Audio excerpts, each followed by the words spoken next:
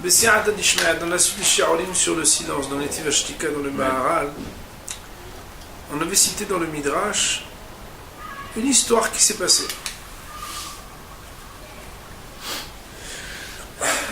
Amrou Hazal, on est 7 lignes avant la fin de la page. Amrou Hazal, Shene Diklonim Ayu Amdim Nifne Adrianus.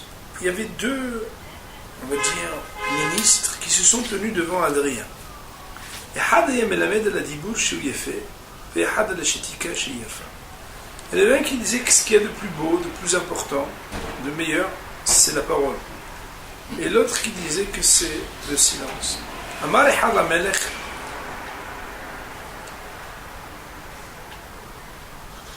Il y en a un qui a dit En tov min hadibur ba'olam. C'est pas seulement que c'est bien, il n'y a rien de mieux que ça. Amar lo each. Il dit comment tu peux dire ça? Amarle, il a dit, Iloula Dibour, si ce n'était la parole, Loayu Amelachim Mitmalchim, les rois ne pourraient régner, Ve'ametim Nigmalim Hesed, et les morts, on ne pourrait pas leur faire de Hesed si on ne peut pas parler, pour s'organiser, Ve'akarot Mitkalesot, et les mariés ne pourraient pas faire Hesed et leur dire qu'elles sont belles, qu'elles sont, tous les amis, elles viennent, elles vont le voir, elles vont dire, voilà, tu es belle. Massa Matan Ba'olam, il n'y aurait pas le commerce, donc le commerce sans le parole. Même si les juifs s'expriment avec les mains, mais le maïs, il y a la parole plus les mains. La sfinot, pochot, bayam, et les bateaux pour qu'ils aillent, les commerces qu'ils aillent d'un endroit à l'autre, pour pouvoir aussi se diriger, on va dire, bouger, migrer d'un endroit à l'autre. À Marley, alors il lui a dit, on trouve la page, Adrien, on s'est fait libarka, tu as bien parlé. À Marley, l'auto ehad, mais il a dit à l'autre, Shaya Lamed, à la Shetika Sheyafa, qui prétendait que c'était le silence qui était le plus beau. Et Achatalamed à la Shetika. Comment toi tu vas expliquer et défendre ton opinion que c'est le silence le mieux? Bal et Daber, quand il est venu pour parler et pour expliquer, Ahmad Haber Ustaro Alpi, son ami s'est tenu le donner un coup sur la bouche. Amarla Melech, le Melech lui a dit, le roi lui a dit, Lama Satarta Auto, pourquoi tu lui as donné un coup? Marley, il lui a dit, Marie, mon maître, Micheli, Al-Sheli Lamadti, Midibur al-Dibur. Moi, pour défendre la parole, j'ai utilisé la parole. Zeb al-Lamed Micheli Al-Shelom, mais l'autre, il utilise la parole pour dire que le Dibur est bon. Il m'a Michel Al-Shelom, qu'il utilise autre chose que ce qui m'appartient pour défendre ce qu'il dit.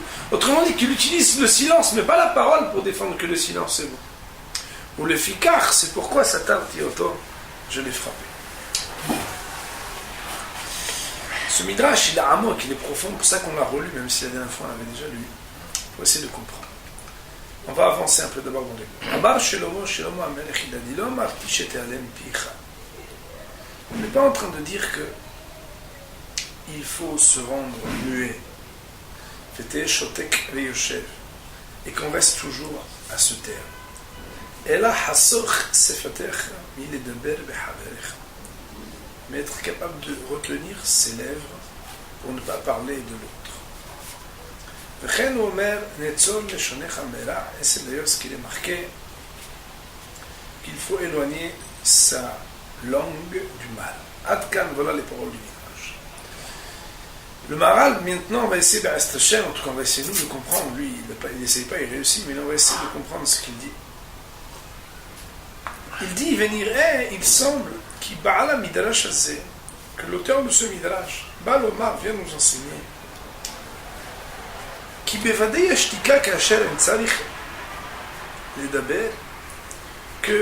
est bien certain que le silence, dans des circonstances où il n'y a pas de nécessité de parler,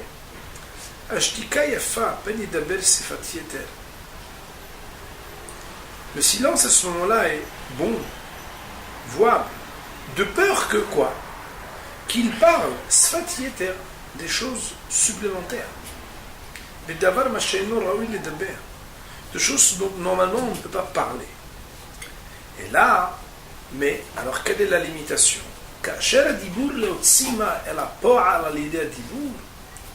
Pour pouvoir entendre la définition d'un dibour qui est bon à être dit ou non, c'est que lorsque la parole est nécessaire pour donner une réalité par le biais d'une parole à quelque chose, alors Az Adibour il fait à ce moment-là, la parole est bonne. On va expliquer.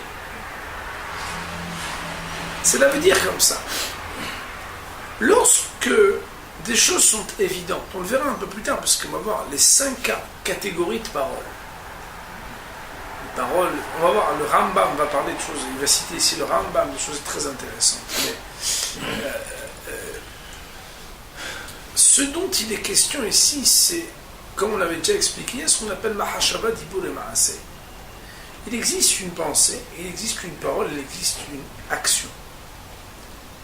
Lorsque quelque chose est sur le plan de la pensée, si quelqu'un pouvait déjà partager par sa compréhension ce à quoi je pense, peut-être même en lui indiquant quelque chose, je n'aurais pas besoin de dire.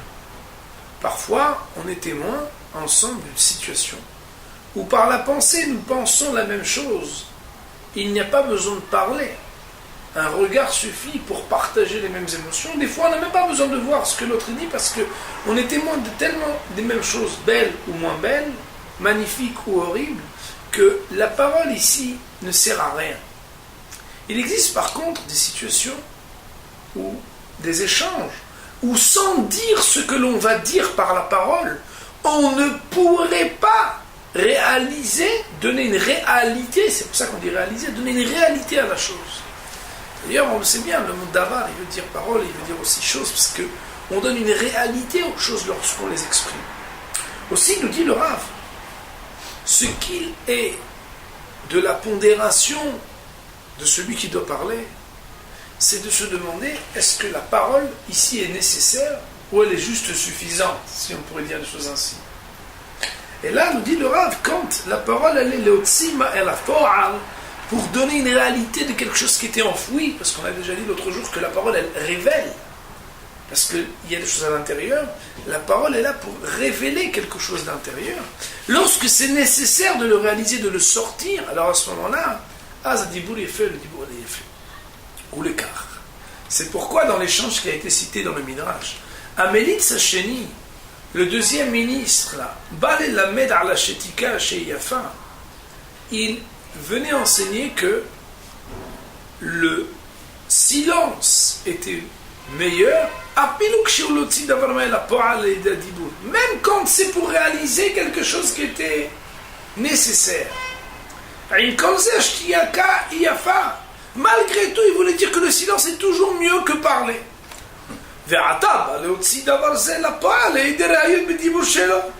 Puisque lui prétendait que même pour dire quelque chose d'intéressant, qui était nécessairement à exprimer par la parole, il eût mieux valu se taire, et que pour expliquer cela, il utilise la parole, l'écart c'est un droit le pif, c'est pour ça que l'autre il est venu, il a frappé. Il a frappé où? Il a bouché la bouche. Mais puisque toi tu dis qu'en tout état de cause, le silence est meilleur. D'après toi, jamais personne ne devrait parler de rien. Alors comment tu veux utiliser la parole pour le démontrer? Tu peux pas, parce que tu vas à l'encontre même de ce que tu as défini. Que là, le principe est le suivant. Lorsqu'il s'agit d'une parole qui est nécessaire pour l'homme, chez Motsi Adam le Fo'al, qui permet une réalisation de soi, l'explicitation d'un concept difficile à aborder uniquement sur la pensée.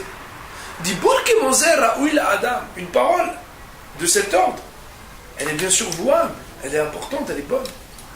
Pour les cas, le da'at midrash azeh, c'est pourquoi, d'après ce premier midrash, la parole n'est convenable, et elle n'est recommandée, elle est habilitée à être dite,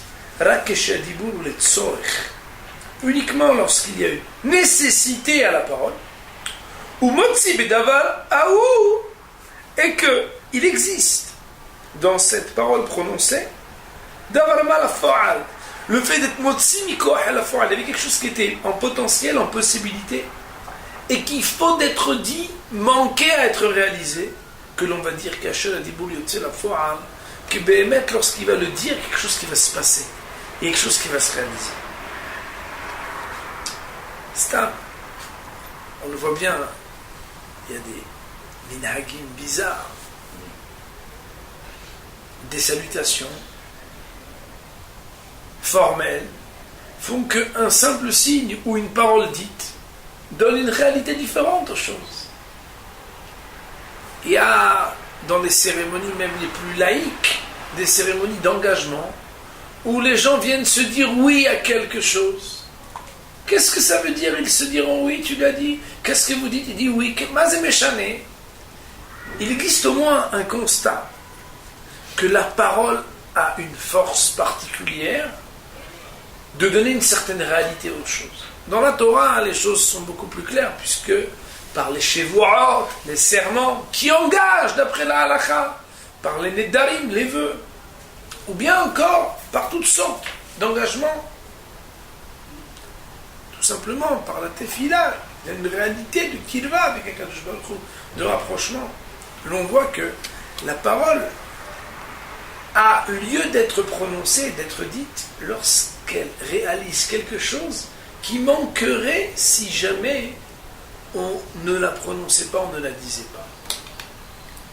pas. Aval zuladze, mais exception faite de cela, c'est-à-dire lorsqu'il ne s'agit pas de cela, en raouya dibur kelal, jamais on ne devrait trouver lieu de parler justement.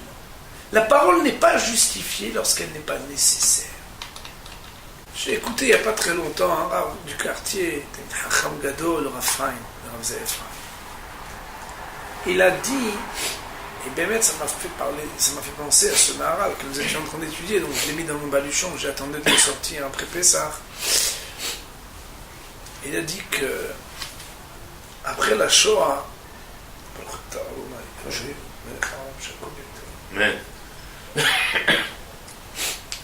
il y a deux Rebbe chassidim qui ont pu être épargnés et se retrouver en Amérique tous les deux. Et là-bas, il y avait un petit journal religieux qui devait être écrit certainement en yiddish à l'époque, surtout à cette époque, où là-bas il y avait une dépêche qui rapportait le Rebbe Untel a rencontré le Rebbe Untel. Ils se sont rencontrés. Il y avait marqué, ils se sont rencontrés, ils sont restés silencieux pendant 1 heure et ils se sont séparés.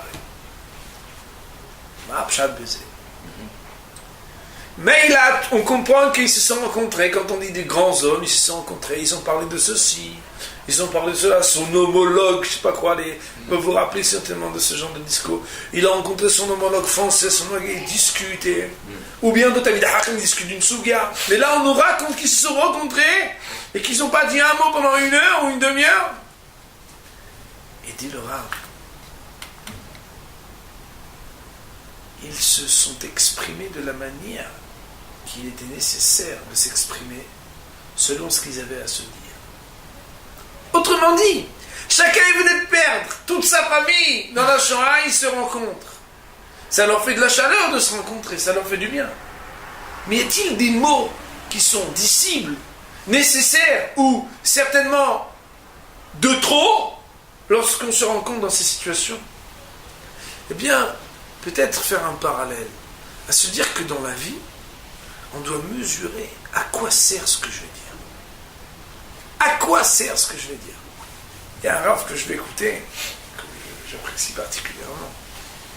Et puis il y a différents types de shiurim, il y a des shiurim très ouverts, avec beaucoup de monde, des shiurim avec moins de monde. Puis dans les shiurim où il y a moins de monde, on est là pour avancer. Il n'y a pas beaucoup de rabbins, on doit avancer. Lorsque quelqu'un pose une question déplacée, il lui est déjà arrivé de dire, même s'il est vrai qu'il y a un malach, il est marqué dans le Midrash qu'il y a un malach qui dit, à chaque pouce, il lui donne un coup, il lui dit, pouce. Il a dit le Rav, il n'y a pas un malach qui, chaque fois que quelqu'un il a une idée dans la tête, qui lui dit, parle, parle. Autrement dit, dans la vie, un homme, il doit savoir, il y a des choses à dire, il y a des choses à ne pas dire, et être capable de mesurer que lorsque quelque chose n'est pas une otsa'a, une réalisation, quelque chose de nécessairement à dire, parce que sinon il manquait quelque chose, alors la personne doit rester silencieuse, parce que dans ce cas-là, il n'y a rien d'autre que le silence qui doit régner. אבל מדברי המדרש שאמר חסוך שפתיך מלדבר בחבריך. Mais du Midrash qui dit retiens tes lèvres de parler de ton prochain. Mashwa, dibouch kemose davka. On comprend de là que c'est uniquement ce type de parole qui s'adresse ou qui parle de ton prochain qu'il faut t'empêcher de dire. Aval sh'ar dibur muta. Mais on comprendrait de là que les autres paroles, du moment que tu ne parles pas de l'autre, tu pourrais parler. Ils disent, Omar, comment est-ce qu'on peut comprendre? On devrait dire que l'auteur de ce midrash sévère tient l'opinion que le silence religieux, pour dire des choses ainsi, quand on est en société, avec des âmes et avec des créatures, Gamken Megouné, il est aussi à rejeter, il est dénigré. Quand il voit qu'à cause de ça, les gens disent oh, t'es antipathique, tu parles jamais. Parce que l'homme, il doit être agréable, il doit être agréé, il doit être accepté par les autres. Cette parole-là qui nécessite de parler aux autres, parce que c'est comme ça qu'on est mi'orav, que les gens après vous apprécient, ça c'est aussi une nécessité. Aval ribouy devarim, mais trop parler, bevadaï ou davar megouné ve'asur. C'est sûr que c'est quelque chose de dégoûtant et d'interdit. Autrement dit, ici, on nous apprend que quand on parle de nécessité, ça ne veut pas dire forcément uniquement des grandes chokhmot que l'on va dire, des choses de grande sagesse, mais même lorsqu'il existe une nécessité du rapport à l'autre, alors aussi ça s'appelle une parole qui est nécessaire. Le principe est le suivant.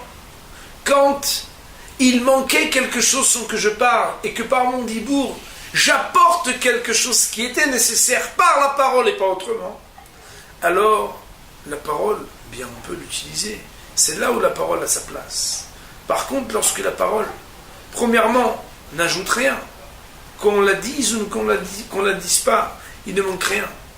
Et qu'en plus, eh bien, on n'est pas dans une situation où le rapport à l'autre nous impose de parler, alors mieux vaut se taire que dire quoi que ce soit. Il y a marqué dans la suite, dans le traité de Yoma Daf Yut Amud Bet, il y a marqué dans le pasuk Vedibar Tabam, la Gemara de dire Vedibar Tabam, un verset connu puisque c'est la Shema, Velo Bidvarim Acherim. Vedibar Tabam, on devra parler de ceci, c'est quoi des paroles de Torah, Velo Bidvarim Acherim. Pirouche, ça veut dire quoi?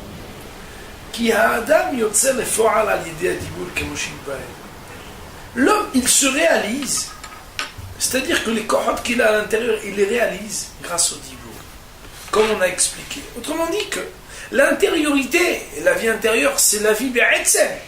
L'intériorité, ce qui est à l'intérieur de l'homme, ne peut se réaliser que lorsqu'il y a quelque chose qui sort de Fo'a. Nous avons dit, il y a quelques shi'aurim. Le premier shi'aur, nous avions expliqué qu'est-ce qu'on appelle le mahashama. Il y a le dibour et il y a le ma'aseh. La réalisation des choses, elle passe forcément par le fait de réaliser par un dibour, que ce soit dans nos échanges, que ce soit par la Torah, ce qu'il est à l'intérieur. Et on voit aussi, d'autre part, et ça c'est évident, que la réalisation d'un homme, elle ne peut passer que par la Torah. Et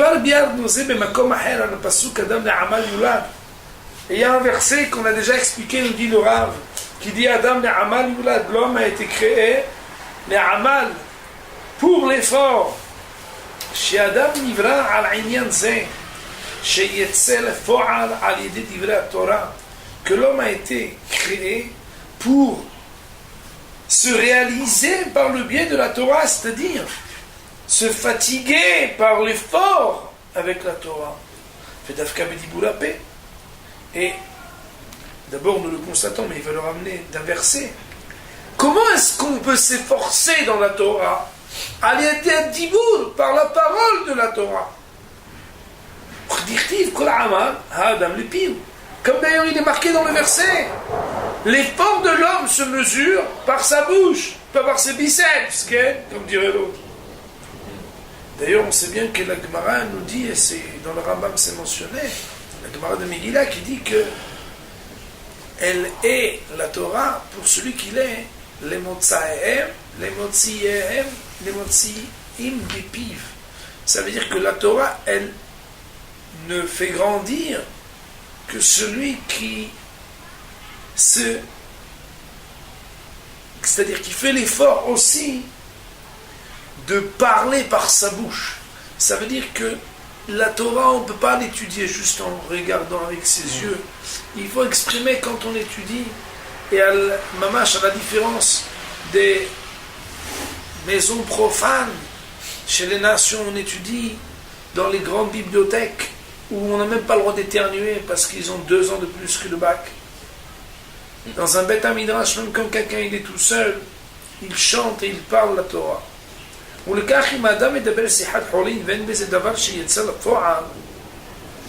Et c'est pourquoi si un homme parle des paroles qui s'appellent Holin, c'est-à-dire qui ne sont pas nécessaires,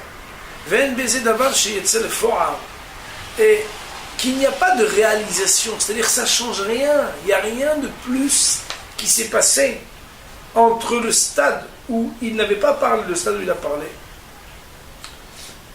je vais relire cette phrase.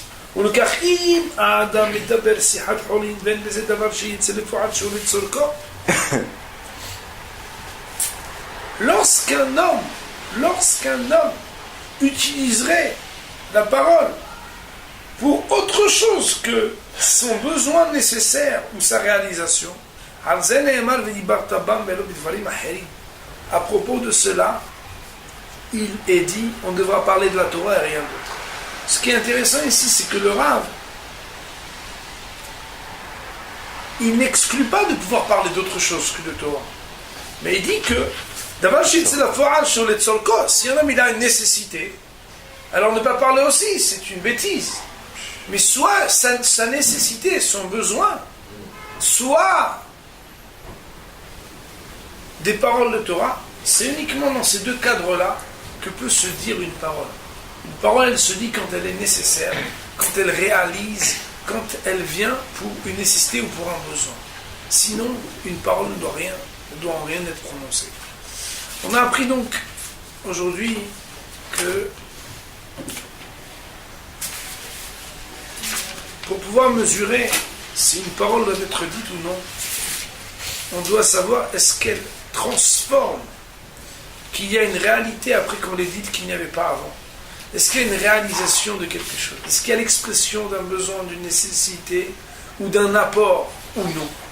Et c'est uniquement lorsque Béhémet, une parole, avant qu'elle soit dite, il n'y avait pas quelque chose. Et qu'après qu'elle soit dite, il y a quelque chose qui change, quelque chose qui était nécessaire et qui maintenant a une réalité. Que ce soit pour une nécessité de son corps, de sa vie, de ses émotions, de tout ce qui est nécessaire.